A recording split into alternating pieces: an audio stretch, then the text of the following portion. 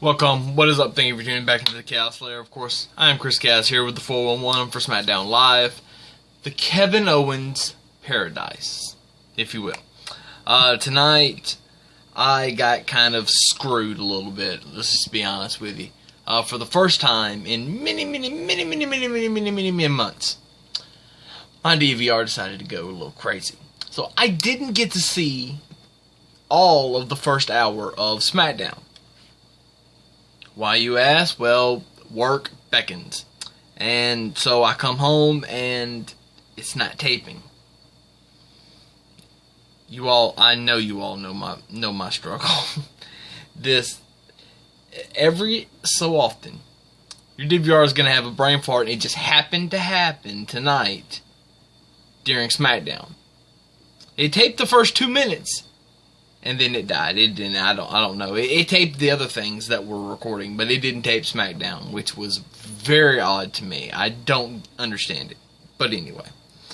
So I'm going to try my best after going back and reading and watching highlights to piece together the first hour. So here it goes. The New Day and the Usos. Well, the Usos come out. They talk about how Hell in a Cell is supposed to change you. Enter the New Day. We want to explain. Respect is shown between both teams, and just about the time they were about to dap it up, Hype Bros hit. Here come the Hype Bros.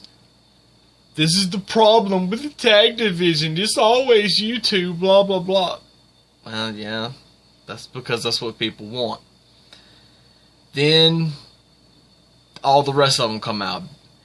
Gable and Benjamin, Breezango, The Ascension, all come out. They all want the titles, of course. Usos putting the Hype Bros on lock, putting The Ascension on lock, putting Gable and Benjamin on lock in the Uso Penitentiary. And Breezango, everybody likes Breezango, so they're cool. Daniel Bryan comes out and says, you know what? This is not the night. The Usos pretty much gave an open challenge to any team that wanted to step in the ring. And Daniel Bryan's like, look, I appreciate the match that you guys put on at Hell in a Cell, but get out of my ring.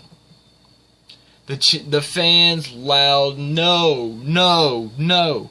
And then he yells. This is very uncharacteristic of Daniel Bryan. He's got to be under a lot of stress after Shane's injuries. That's the story that they're telling. Keep up, people.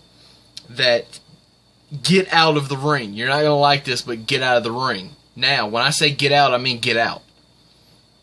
The fans kind of, whatever.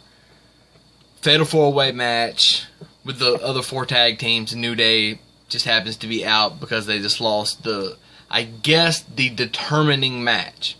This is like a winner-takes-all match, I guess, and the New Day's out now. They don't get a rematch. Gable and Benjamin win the number 1 contenders match.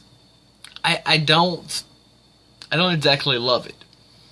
I think it should have been Breezango, especially after both the New Day and the Usos put Breezango over. I think it would be a better match. But that's just my thinking. The women brawled. Who don't like a good women's brawl? Becky Lynch beats Carmella very quickly. And then we finally get to what we all want to see. Sami Zayn and Kevin Owens.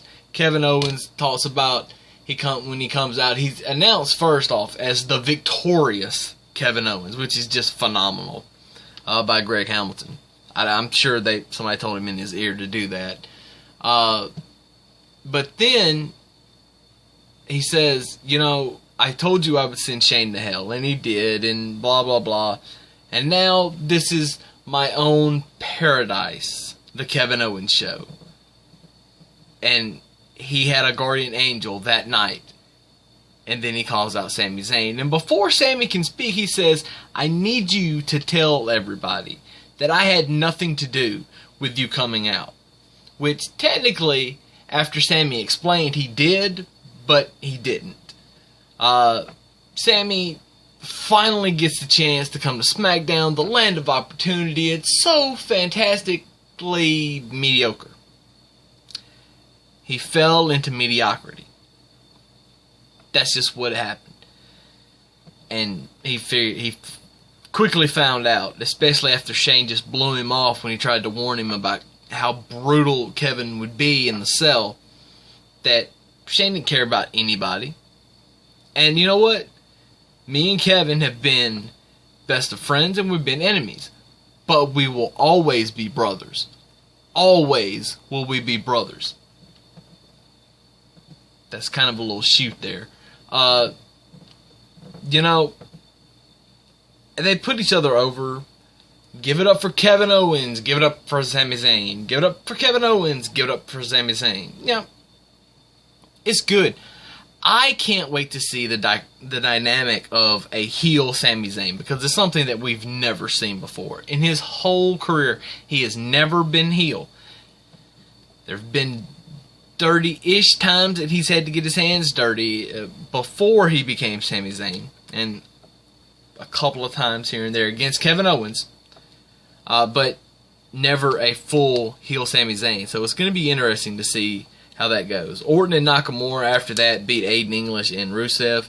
I think Nakamura needed a pinfall win after losing to Jinder Mahal. Speaking of our WWE champion, why was he not on the show? He didn't have an interview. It wasn't a backstage promo. There was no gloating. After a big pay-per-view win, your WWE champion needs to be on the show. Case closed. Let's move on.